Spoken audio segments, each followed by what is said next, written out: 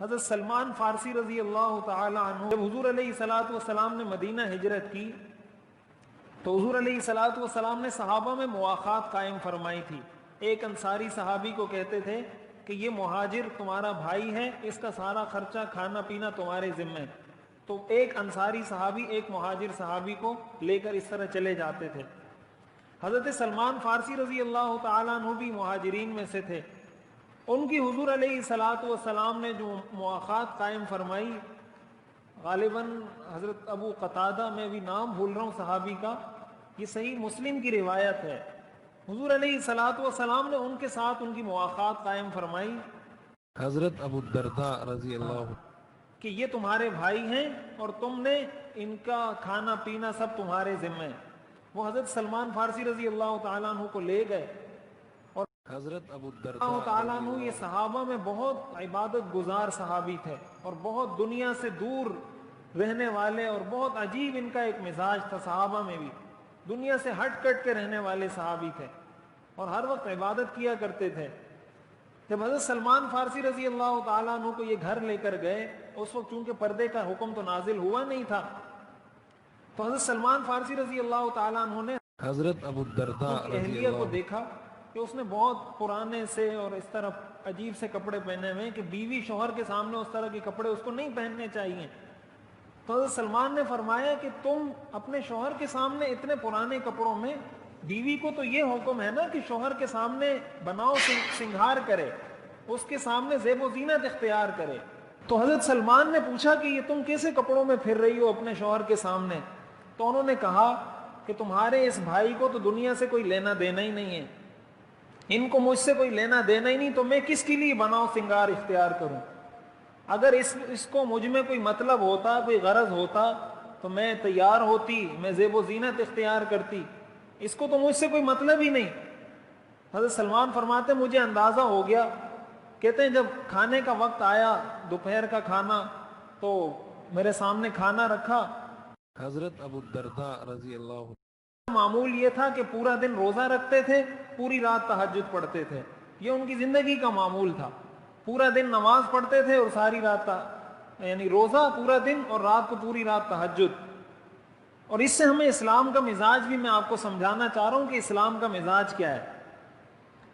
حضرت سلمان کے سامنے کھانا رکھا اور حضرت ابو الدرداء رضی اللہ نے فرمایا آپ کھانا کھائیں. حضرت سلمان نے فرمایا آپ کھائیں. انہوں نے کہا نہیں میرا روزہ ہے، آپ کھائیں، میں آپ کے ساتھ بیٹھا ہوں. حضرت سلمان چونکہ دیکھ چکے تھے کو، ان کو پتہ چل گیا تھا کہ ان کی بیوی پریشان ہے، تو انہوں نے فرمایا میں اس وقت تک نہیں کھاؤں گا جب تک آپ میرے ساتھ نہیں کھاؤ گے. مجبوراً رضی اللہ عنہ کو روزہ توڑنا پڑا. انہوں نے روزہ توڑا اور بیٹھ کر حضرت سلمان رضی اللہ عنہ کے ساتھ کھانا کھایا. یہ دن گزر گیا، رات ہوئی. انہوں نے حضرت سلمان رضی اللہ تعالیٰ عنہ کے لیے بستر بچھایا. ان کو کہا کہ آپ اس پر سو جائیں. خود مصلی بچھا کر کھڑے ہو گئے نماز پڑھنے. حضرت سلمان نے فرمایا میں نہیں سوؤں گا جب تک آپ یہاں پہ لیٹو گے نہیں، میں بھی اس وقت تک نہیں لیٹوں گا. انہوں نے فرمایا میں نے نماز پڑھنی ہے. انہوں نے کہا نہیں، آپ پہلے لیٹیں، میں آپ کے بعد لیٹوں گا. چونکہ مہمان تھے، مہمان کے اکرام میں لیٹ گئے. تھوڑی دیر وہ انتظار کرتے رہے کہ ان کو نیند آ جائے گی تو میں اٹھ کے پھر کھڑا ہو جاؤں گا، نماز پڑھوں گا. حضرت سلمان بھی انتظار میں تھے. تھوڑی دیر بعد حضرت کھڑے ہوئے نماز پڑھنے. حضرت سلمان پھر اٹھ گئے. انہوں نے کہا آپ سو جائیں. کہا نہیں، آپ بھی سو جائیں. دوبارہ حضرت سلمان کو سلایا. دوسری دفعہ اٹھے. حضرت سلمان ساتھ اٹھے. کہا سو جائیں، نہیں تو میں بھی نہیں سوؤں گا. تیسری دفعہ اٹھے. حضرت سلمان پھر اٹھے. ان کو کہا سو جائیں، میں بھی نہیں سوؤں گا.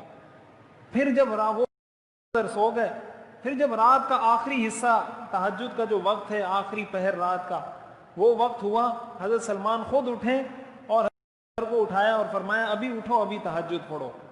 تو حضرت اٹھے اور اس وقت تہجد کی نماز پڑھی. بہرحال صبح ہوئی. حضور علیہ الصلوۃ والسلام کے پاس دونوں آ گئے. انہوں نے تو بڑی شکایت کی حضرت سلمان کی کہ انہوں نے تو مجھے روزہ بھی توڑوایا، مجھے رات کو تہجد بھی نہیں پڑھنے دی، سارے معمولات ان کی وجہ سے میرے خراب ہوئے ہیں اور یہ مجھے کرنے ہی نہیں دے رہے تھے. تو اس وقت جب حضرت سلمان ان سے یہ ساری باتیں کروا رہے تھے، حضرت سلمان نے یہ فرمایا تھا ان لنفسک علیک حقا ولعینک علیک حقا ولزورک علیک حقا ولزوجک علیک حقا، کہ تیری آنکھ کا بھی تیرے اوپر حق ہے، آنکھ کا حق ہے کہ اس کو نیند فراہم کرو، تیرے مہمان کا بھی تیرے اوپر حق ہے، تیری بیوی کا بھی تیرے اوپر حق ہے، تیرے جسم کا بھی تیرے اوپر حق ہے۔ انہوں نے یہ ساری باتیں سنائی کہ انہوں نے یہ ساری باتیں مجھے کی ہیں۔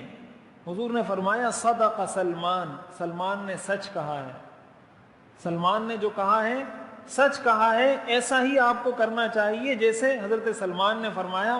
اور بعض روایات میں آتا ہے کہ آپ نے یہ ساری باتیں دہرائی، ان لعینک علیک حقا ولنفسک علیک، یہ ساری باتیں آپ نے خود دہرائیں کہ آپ پر ان ساروں کا حق ہے، یہ سارے حق ادا کرو۔